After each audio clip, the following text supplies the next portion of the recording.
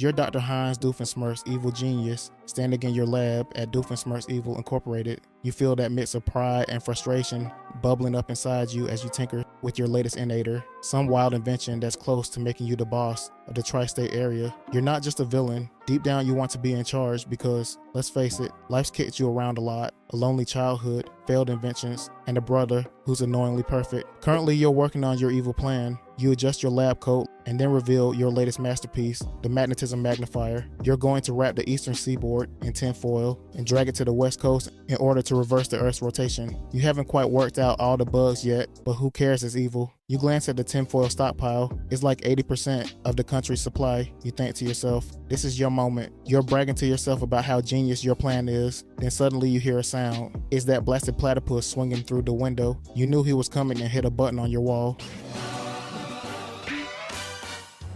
Perry the Platypus, what an unexpected surprise. And by unexpected, I mean completely expected.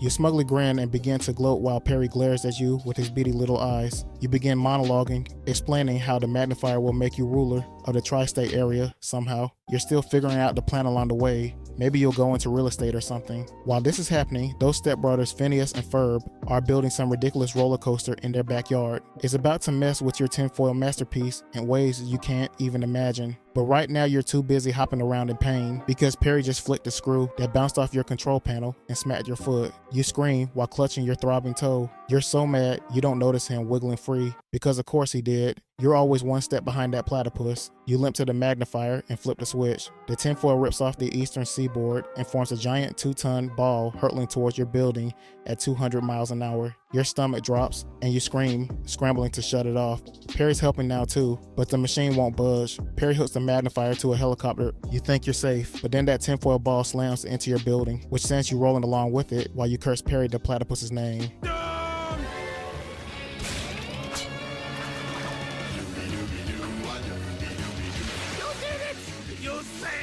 Perry the Platypus! Perry the Platypus! You're at your brand new lair, carved right inside Abraham Lincoln's head at Mount Rushmore. The air's dusty, the lighting's dramatic, and you're feeling like the king of evil. Your drillinator is ready to tunnel straight to China so you can build a toll on the highway. That fedora-wearing platypus drops in like he has some personal invite to ruin your day. You greet him and then trap him in a glass cage.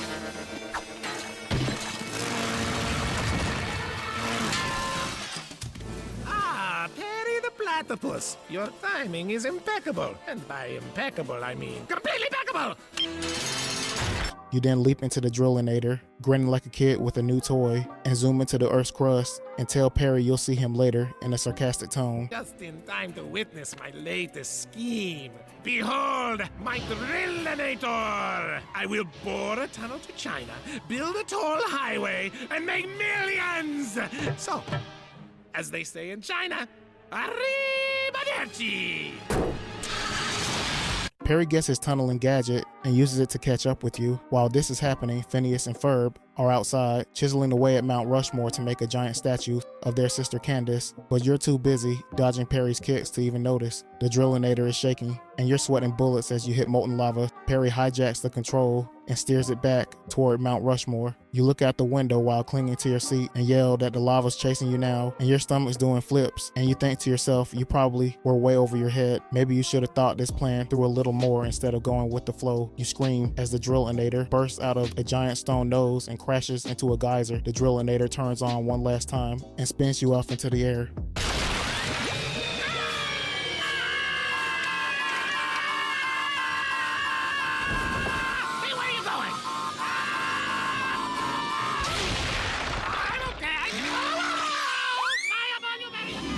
You're hiding in your underground lair beneath Danville, surrounded by a creepy collection of stolen lawn gnomes. Their pointy hats and smug little faces stare at you. You begin loading up the recently stolen gnomes from your giant vacuum machine, but suddenly you get punched in the face afterwards. Oh, yes, just look at my bounty of gnome riches. Oh, this is a strange one. Wait, who are you? A platypus? Perry Perry the Platypus! You trap Perry in a cage. You start your presentation. You show a sad time from your childhood in your home village. Your voice cracks as you talk about the repossessed lawn gnome, your dad's shouting, and those endless hours guarding your lawn while you watch the rest of the kids play. I think I finally got the right one. Now, Perry the Platypus, you will finally understand my pain.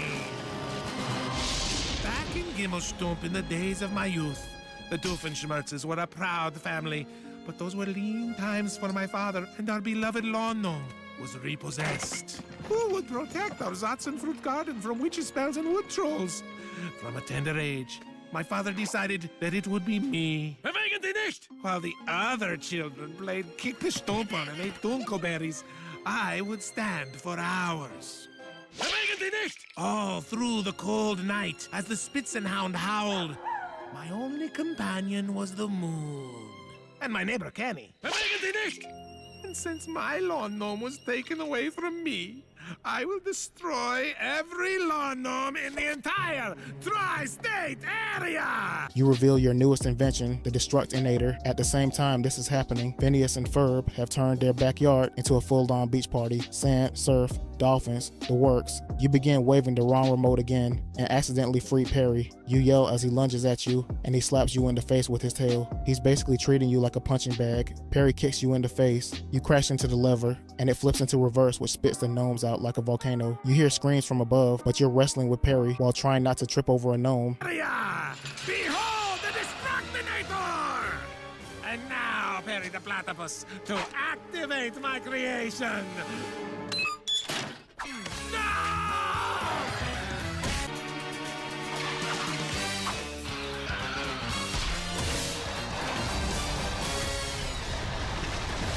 Is that a volcano?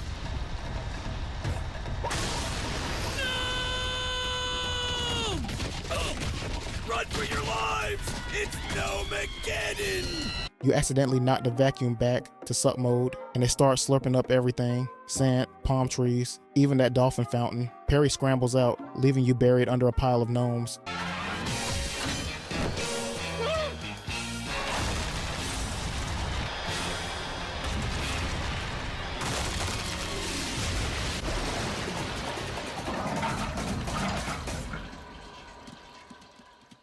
Oh, there you are, Perry.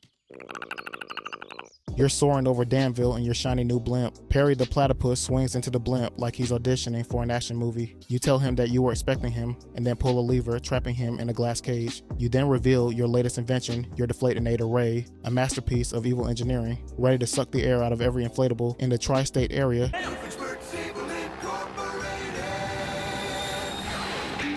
Ah, Perry the Platypus. I'm glad you're here, actually. I was just getting ready to serve some platypus under glass. You're just in time to witness my latest invention, my Deflatinator Ray, which I will demonstrate by deflating all the tires at the Jefferson County Motor Speedway. After which, I will deflate everything in the tri-state area.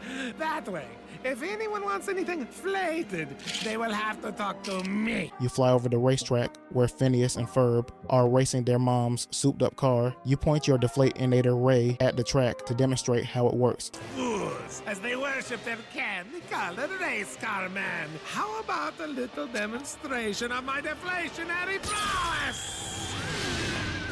I got it!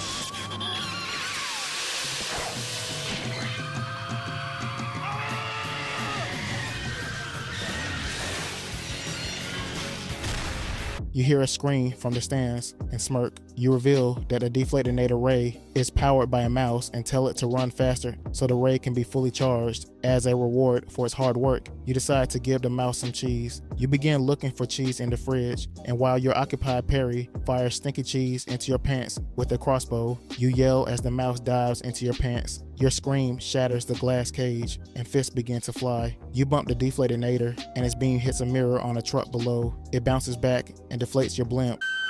Already they fear me. Listen to their screams, huh? Imagine the mayhem once my Deflatinator Ray is fully charged. Run like the wind, my little endangered rodent, and I will give you some cheese. I know I had some around there somewhere.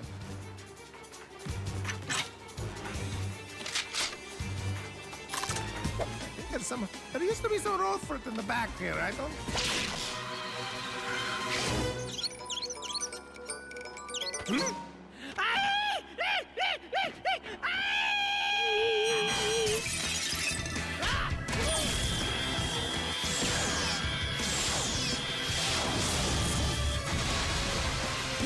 I suppose I should have seen that coming.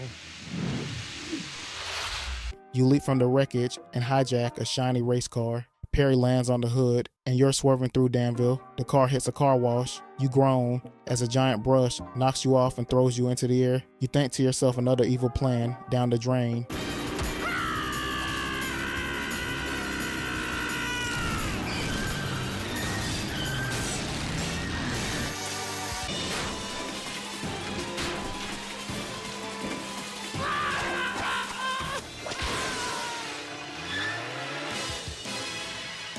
Today you're buying construction toys, not because you're building furniture, it's because you're constructing a giant robot building in order to unleash terror upon the tri-state area. You then hear a ring at the door. You assume it's the new temp that you hired, but it turns out to be Perry the Platypus. I mean, sure, the Groucho glasses fooled you, but in your defense, they're very convincing. Doofenshmirtz Evil Incorporated! Everything is ready. Oh, what is it now? Oh, are you my new temp? Well, let me just catch you up to speed. I know it's a bit of a mess. I'm just putting the finishing touches on my latest maniacal plan. You'll see in a few minutes, I will unleash an unprecedented reign of terror upon the entire tri-state area. And Perry the Platypus will never be the wiser. Perry the Platypus? You're a temp? Are times that hard? You handcuff him with your evil robot arms and finally relax with a deli platter, because that's how all the professionals celebrate conquest. You even offer Perry some and ask if he wants any pepper, because you're evil, but not a monster. Perry blows the pepper in your direction, and then the sneezing starts, but not from you, from your robot. Trying to ignore you, but you've forced my hand. And now, I shall relax with a nice tasty deli platter. Oh, where are my manners? Here you go, Perry the Platypus. Care for some pepper? Just say when. Anytime. Oh, you sure like a lot of pepper. I'm more of a paprika man myself. It will take more than condiments to foil my brilliant plan.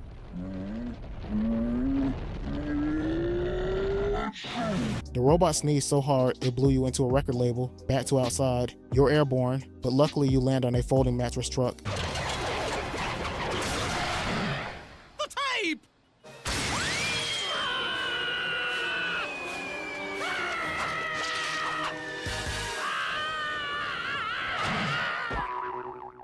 Phew! What an unbelievable stroke of luck. I'm okay. It's still better than... Curse you, Perry the Platypus!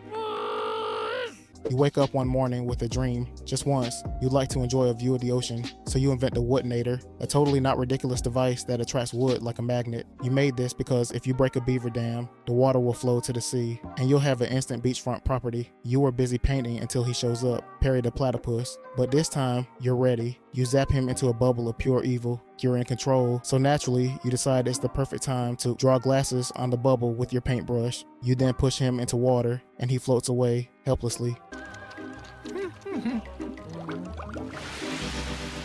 Almost done. Just this one more little bit.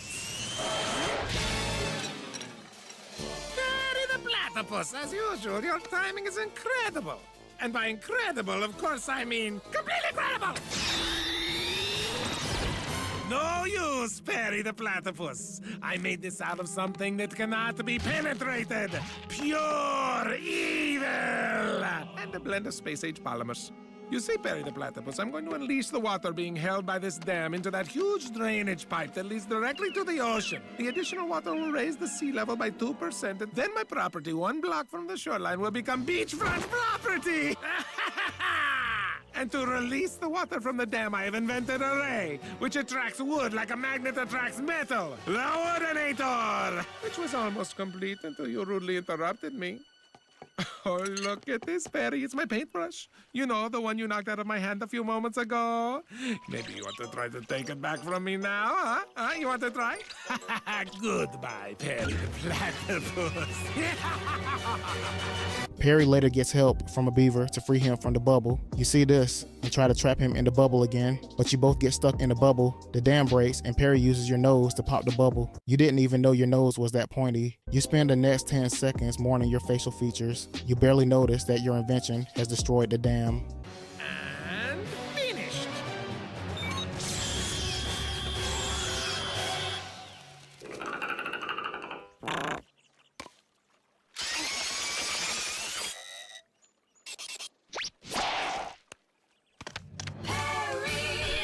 It is working! It is functioning properly! Perry the Platypus, you defeated my bubble of pure evil? Ooh.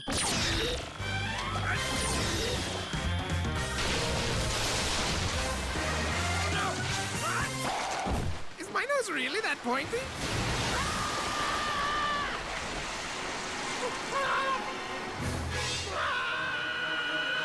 You're standing in your evil water fortress, ready to begin your latest genius plan, controlling termites with a helmet so you can corner the aluminum siding market. Perry shows up and you tie him up with a rope. You then introduce your new assistant, your daughter, Vanessa, because nothing says good parenting like exposing your child to mind control termites and your greatest nemesis. Of course, she's not impressed. She puts in her earbuds, probably listening to techno and pretending you don't exist. But you're not bothered. You're used to being overlooked.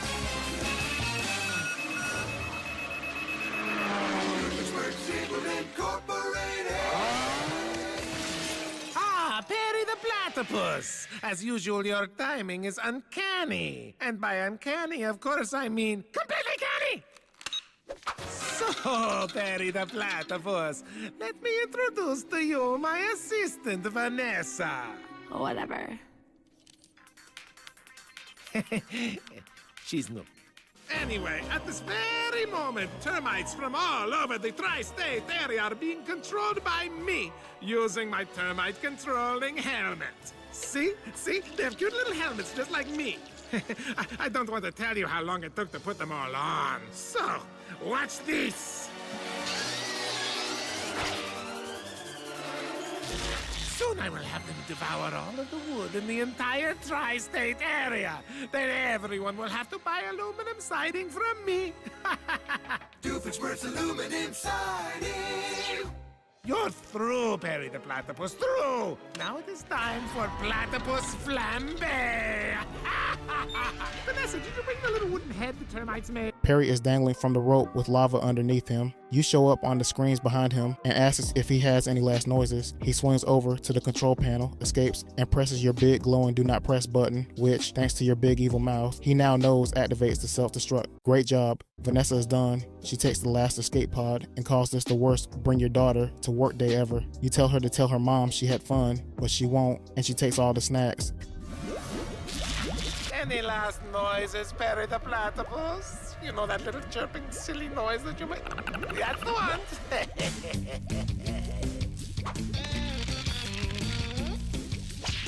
Wait, don't touch that button! No, the other one. Yes, that button! That's the button you should not touch! Self-destruct sequence initiated. Now you've done it!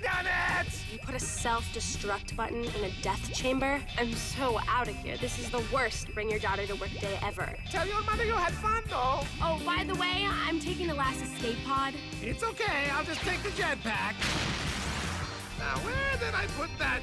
Oh, what was I thinking? I put the jetpack in there, too? I might as well have given him an escape hatch. I mean...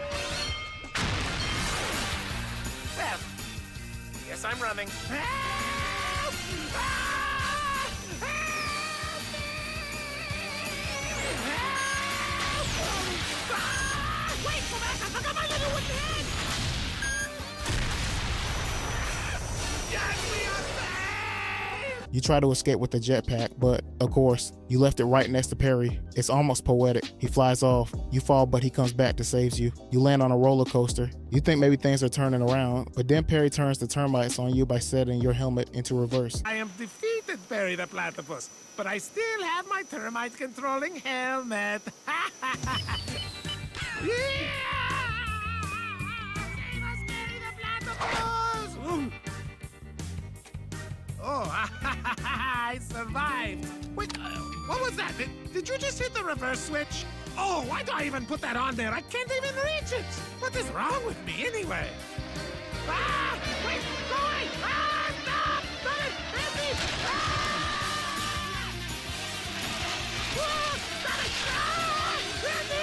Help me! You realize your popularity is at an all-time low, so you get this idea to create a delicious chocolate sculpture so irresistible that people will have no choice but to bow before you. So you do what any great visionary would. You buy 18,000 laser pointers, because how else are you going to melt the chocolate? You wait by the door because you know Perry the Platypus will try to stop you, so you prepare the trap for him. Incorporated. As soon as he walks through that front door, no more Perry the Platypus. It's genius, right? Oh, I told Nancy to keep the back door locked. Note to self, my evil deed for tomorrow, fire the maid. That didn't work, so you used the quick hardening chocolate trap instead. You began to show off your latest invention, the Meltinator 65,000. What are you looking at? Not so fast, Perry the Platypus. Don't worry, it's not what you think. It's my special recipe for quick hardening chocolate. Between you and me, my popularity has plummeted to an all-time low. But everybody loves chocolate. What if I could recreate chocolate in my own image? Behold, the Meltinator 5000, powered by thousands of laser pointers. It has a melting capacity of 7. That's on a scale of 1 to 5, so that's a big number. Here, watch this. Collect my harvest through the city streets where it will be processed with my secret ingredients to produce the most irresistible confection in the tri-state area. Now, do you understand what you are up against? Come on, you didn't get any of that? You didn't get any of that? Oh, okay, I will start again. First of all, my popularity is an all-time low. You got that, right? Okay. Then... A truck carrying the world's largest chocolate bar is currently passing through town. You begin a countdown, and as soon as you get to 2, you ask Perry, is he going to try to stop you? You try to aim the Meltinator at the truck, but Perry pulls a lever which causes you to spin out of control and point the Meltinator at Phineas and Ferb's parents' car. with my Meltinator 5000. There, did you get it that time? Well, I'm not going over it again. It's time to get started. At this very moment, the world's largest chocolate bar is passing through town on the way to the Smithsonian, but it will never arrive! In 5, 4, 3... 2.5, 2.25. Is that it? Is that... You're not going to do anything? You're just going to stand there like a dead fish? I'm giving you a chance to do something here. Oh, this used to be more fun. 1.5, 1.25. You know, in some cultures, it's considered rude not to participate. Perry the Platypus? But how did you... You ate your own hiney? I must aim it, quickly!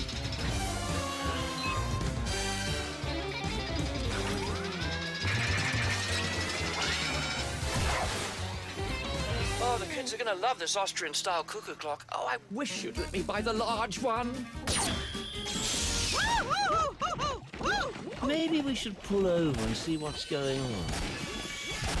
That's peculiar. Good thing we also bought those 4 spare tires, huh? Meanwhile, the children are skiing in July. There's a snow mountain in someone's suburban backyard. You'd think people would be suspicious, but no, this is Danville. They just grab their boards and form an entire Winter Olympics in the middle of summer. You were able to subdue Perry with some sticky spray you had laying around, and you plug the Meltinator back in, which causes a power outage. This makes the air conditioners turn off, and the snow begins to melt. You almost foiled my plan. Luckily, I had an extra kind of sticky string to subdue you. Oops, I forgot to plug it in. I always wait till the last minute because it takes a lot of power. Oh!